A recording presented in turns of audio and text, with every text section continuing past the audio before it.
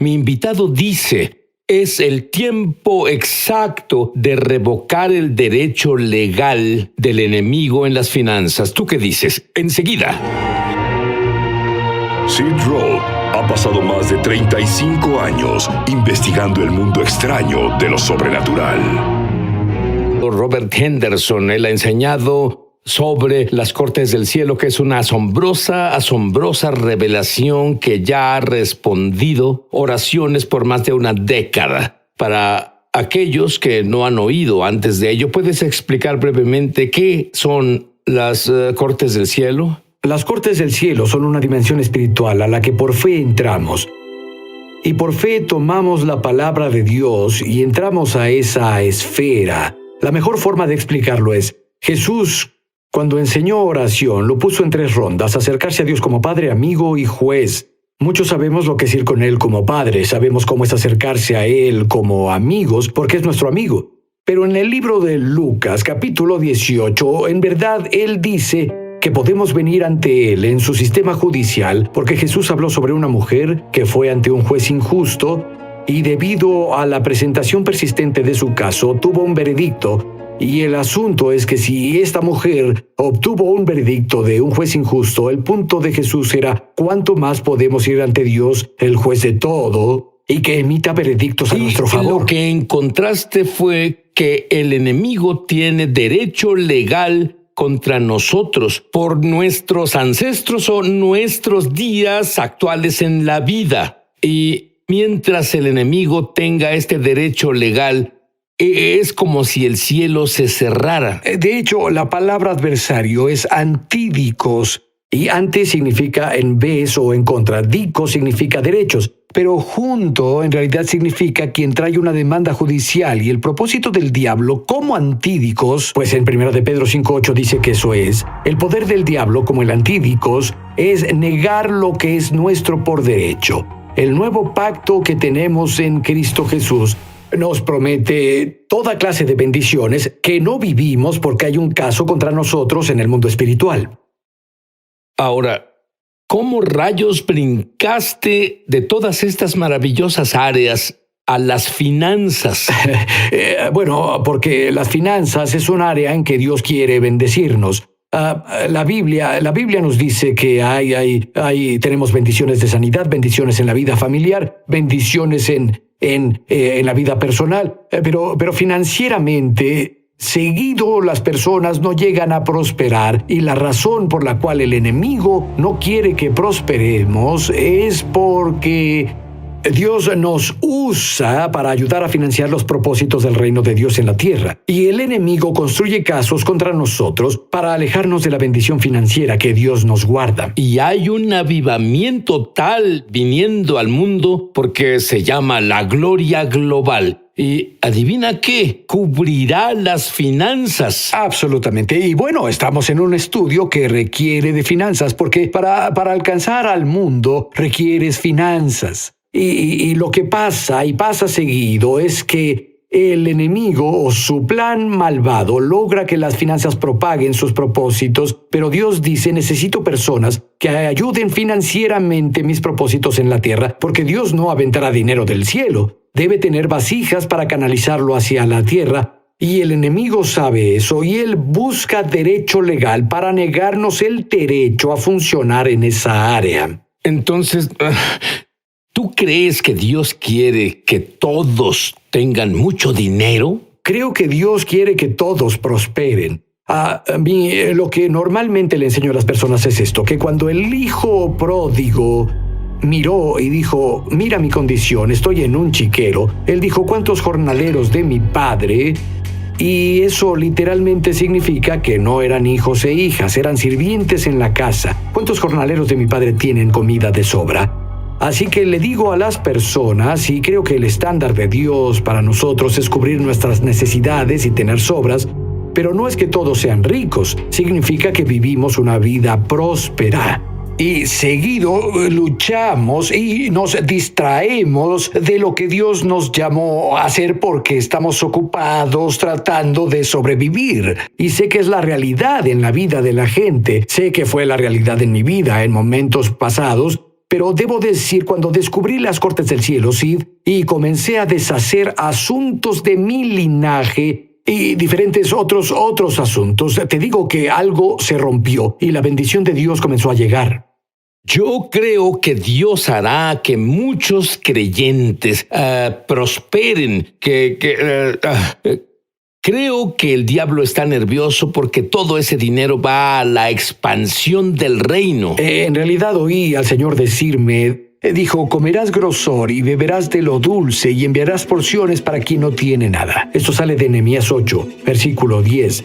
Y desperté una mañana de un sueño, y en el sueño vi a una chica pakistaní. No se le permitía ir a la escuela, en la situación que estaban, y el Señor me habló y dijo, es a la que quiero que envíes una porción para quien no tiene nada, y yo creo que Dios nos confiará dinero para que podamos financiar el reino de Dios, que literalmente sembremos en esa clase de situaciones, en tareas, y que alguien cubra sus necesidades que de otro modo no se haría jamás.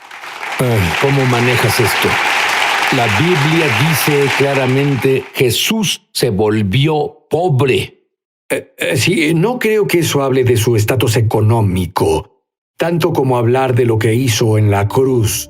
Porque cuando Pablo escribió, dice, aunque era rico, por amor a ustedes se hizo pobre para poder hacerlos ricos, porque la cruz fue un trueque. La cruz fue una transacción donde Jesús tomó lo que era nuestro y nos dio pecados. lo suyo.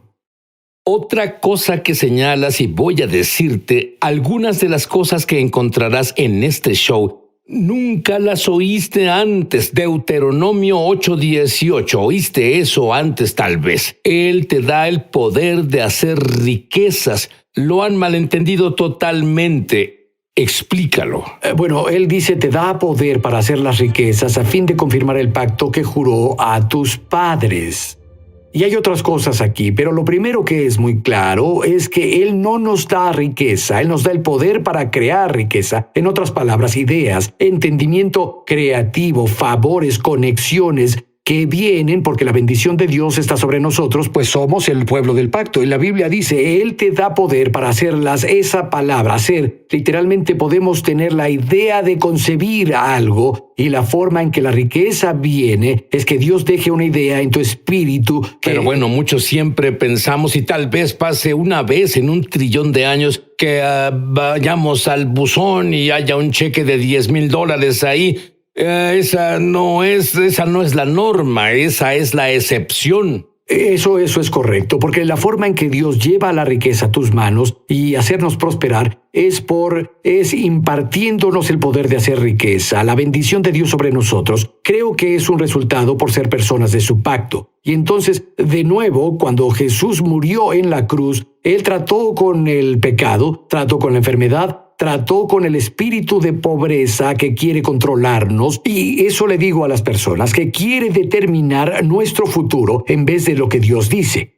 ¿Qué dice la Biblia sobre la transferencia de riqueza del fin de los tiempos? Bueno, claramente en las Escrituras la Biblia promete que al pecador da el trabajo de recoger para darlo al que agrada a Dios.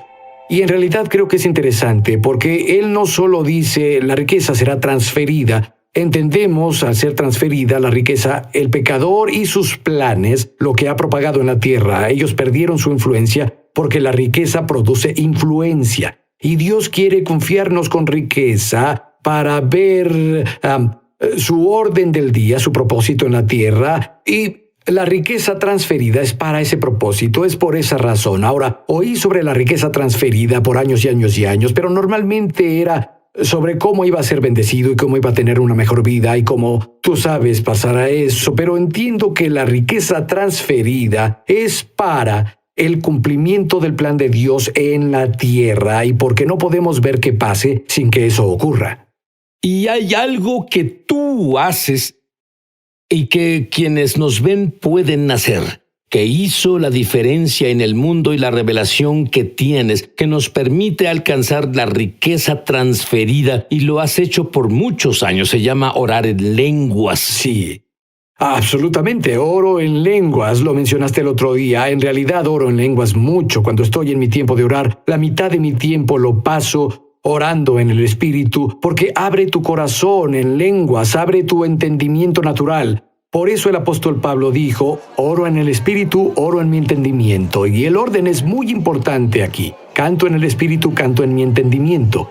Porque funcionar en la esfera espiritual en verdad abre la esfera del entendimiento, que es de donde vienen las revelaciones, de ahí vienen las ideas. El poder para hacer riqueza puede impartirse. Mi hijo viaja conmigo en aviones a veces, y él le dijo a su madre una vez, él le dijo, papá está hablando solo. pero lo que hago es orar en el Espíritu mientras estoy en el proceso de la vida normal. Ahora, hay personas que nos ven ahora y ven un lindo traje, tu cabello estilizado, linda corbata, tal vez un lindo reloj, y dicen, yo no me identifico con él, no sé de dónde saldrá el...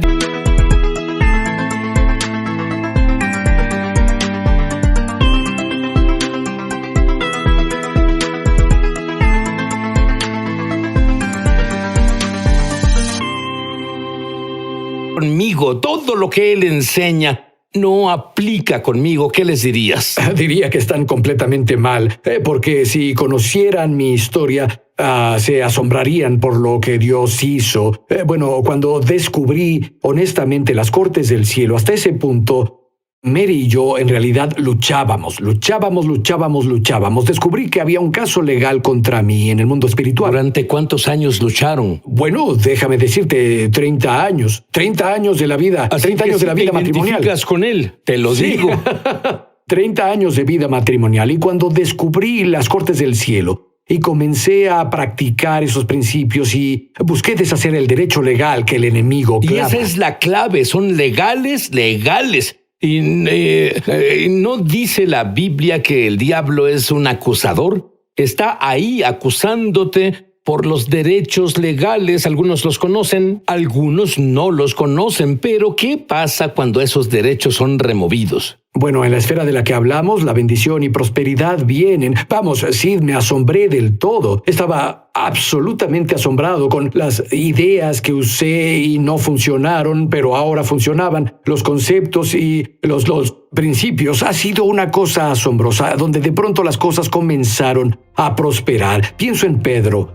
Cuando Pedro pescó toda la noche y no atrapó nada, Jesús dijo, ve a lo profundo y suelta tu red. Y a la orden del Señor lo hizo renuente, lo hizo y pescó una gran cantidad. Y le digo a las personas, escuchen, no sobreespiritualicen esto. ¿Qué significaban los peces para Pedro? No significaban almas, significaban dinero. Significaban para Pedro el tener dinero caído de arriba. Ahora, porque algo cambió de la noche a la siguiente mañana, un cambio completo porque oyó la palabra del Señor y caminó con ella. Y lo que tú dices es que muchos cristianos tienen espíritu de pobreza. ¿Qué es un espíritu de pobreza? Pues un espíritu de pobreza es una forma de pensar, puede ser una mentalidad, pero creo que más que nada es algo que el diablo usa, es una maldición que él usa para en realidad limitar el resultado que vemos de nuestra labor. La pobreza no es una situación económica, es una entidad espiritual, pero el escritor de Proverbios dice, entonces tu pobreza te asaltará como un bandido, la escasez te atacará como un ladrón armado y maleante. Así que tienes que romper el acuerdo con esa entidad espiritual. Si fuera solo una condición, entonces cambiarías algunas cosas que haces en lo natural, pero no solo es una condición, en realidad es un ser espiritual con quien debemos romper acuerdos. Bueno, tienes muchas gemas, no tenemos tiempo para cubrirlas todas, pero todo está en el libro. Cuando regrese, Robert reprenderá al espíritu de la pobreza de tu vida y orará porque entres en la gloria, la esfera de los milagros. Robert, tú enseñas que el dinero tiene una voz. ¿A qué te refieres? Bueno, en Hebreos capítulo 7, versículo 8, la Biblia dice que habla de Jesús como nuestro Melquisedec, sumo sacerdote. Ahí él recibe el diezmo, y cuando brindo mi diezmo, él lo recibe. Y dice, se da testimonio de que él vive. La palabra testimonio literalmente significa dar un testimonio judicial. Y mi testimonio judicial, desde mi diezmo, en realidad me conecta a su vida presente. La oración que él dice a mi favor justo ahora. Y cada vez que brindo mi diezmo, imparto un testimonio judicial en el cielo que dice, creo que él vive. Tú vas de una revelación a otra, pero luego en realidad son remarcadas cuando dices historias reales del diezmo y cómo abrió acceso a todo lo milagroso. Dime sobre el pequeño niño que murió y daré un prefacio diciendo, cada vez que él comparte esta historia, la presencia de Dios manifestada viene y yo espero que la presencia de Dios vaya justo a tu hogar o donde nos estés viendo. Adelante. Sí, hay un pastor mexicano que estaba en el interior de México, en un lugar desértico. Él hacía reuniones de campamento y él llevó a un orador americano. Y cuando hacen esas reuniones de campamento, cavan unos hoyos profundos y cubiertos con plástico como tanques bautismales. Así cuando las personas eran salvadas y nacían de nuevo, las bautizaba. Llevaban con las reuniones de campamento, yo creo que un tiempo, pero creo que fue en la reunión matutina y el pastor en realidad traducía para el evangelista americano que le hablaba a las personas que estaban ahí. El pequeño hijo de 2 años del pastor se alejó de quien se suponía debía cuidar y se cayó en el pozo bautismal. La piscina, y estaba llena de agua y se ahogó y estuvo ahí por un largo rato antes de que lo encontraran. Y cuando lo encontraron, debido al calor del sol, su cuerpo se inflamó y estaba muerto porque se ahogó. Por supuesto, ellos entraron y rompieron la reunión, le dijeron al pastor, dijeron, debe venir. Entonces él fue y tomó a su hijo y entró en una choza. Y dicen que había una choza ahí. Y podías ver entre las grietas hacia el cuarto. Y entró en su choza y se sentó en la cama y cargaba a su pequeño, y él clamaba a Dios en español. El orador americano que estaba ahí no hablaba español y estaba pegado a la choza viendo por las ranuras. Y le dijo a uno de los mexicanos que estaba ahí, le dijo, ¿qué dice? ¿Qué dice?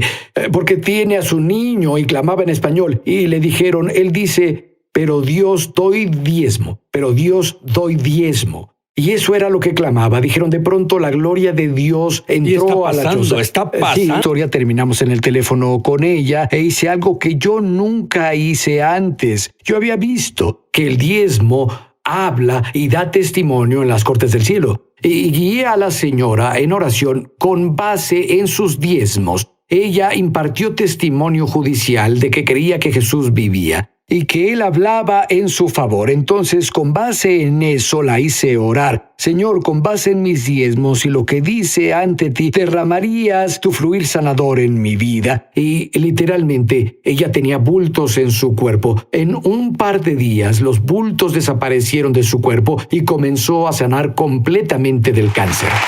Quiero decir una oración contigo para que tengas un conocimiento experiencial de Dios.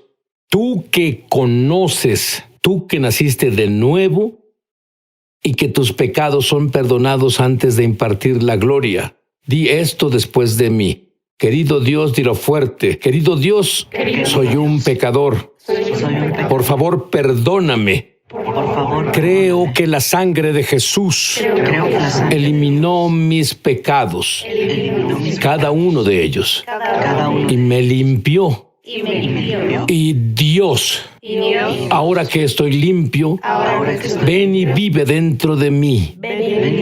Te hago no solo mi Salvador, sino mi Señor. Quiero experimentarte. Amén. Y Robert, rompe el espíritu de la pobreza y ora por la gloria. Y Padre, quiero agradecerte ahora mismo por aquellos que nos ven. Y Señor, quiero decretar y declarar, incluso desde esta autoridad que me diste en las cortes del cielo, que todo derecho legal con base en la sangre de Cristo se rompe en tu pueblo, que el enemigo reclamaba para afligir con espíritu de pobreza y ganancias diminutas por su labor. Señor, decreto justo ahora la pobreza, tú la destruyes, sus derechos son revocados con base en lo que Jesús hizo por nosotros en la cruz. que se volvió pobre para que podamos prosperar, e incluso las Escrituras dicen ser rico. Así que imparto eso a tu pueblo y digo, Señor, deja que la prosperidad venga ahora. Señor, incluso veo puertas abrirse, puertas viniendo ahora con nuevas oportunidades para las personas a las que no se les permitió antes. Esas puertas están abiertas ahora, se abren justo ahora para tu pueblo, y permites que la provisión venga, Señor, como nunca llegó antes. Y Señor, esa sensación que tienen de estar en una trampa, la rompo para ellos y sé que están libres desde ahora, en el nombre de Jesús. Y pido ahora el peso de tu gloria, Señor, para que el peso de tu gloria descienda sobre tu pueblo, para que sea su constante compañía, Señor, para guardarlos. Señor, incluso me acuerdo de las Escrituras, que tú caminas sobre el camino de santidad, y aunque fuimos necios, no nos perderemos. Digo que el peso de tu gloria viene ahora, Señor, y nos da empoderamiento para vivir una vida de santidad como nunca antes. Te agradezco por hacer esto por tu pueblo, en el nombre de Jesús. Amén.